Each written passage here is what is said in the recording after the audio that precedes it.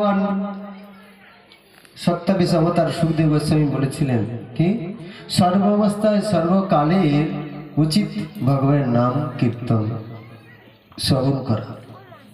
আর তিনি বর্ণনাও করেছেন এই কলের দোষ নিধি রাজন অস্থি অক মহান গুণ কীর্তন দিব কৃষ্ণ সমুক্ত সঙ্গ পরম রাজত্ব।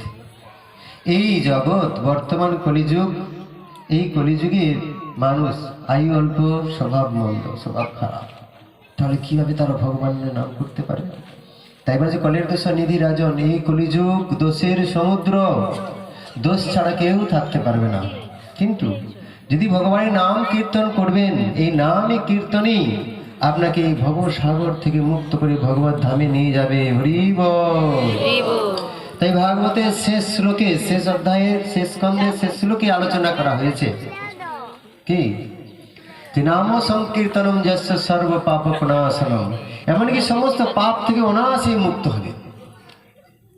প্রণামী সমনম তম নমামি হরি পরম, সেই হরিকে প্রণাম করলে, সেই হরির কথা শ্রবণ করলে এই জাগতিক যন্ত্রণা থেকে মুক্ত হওয়া যায়, আর কিছু নয়।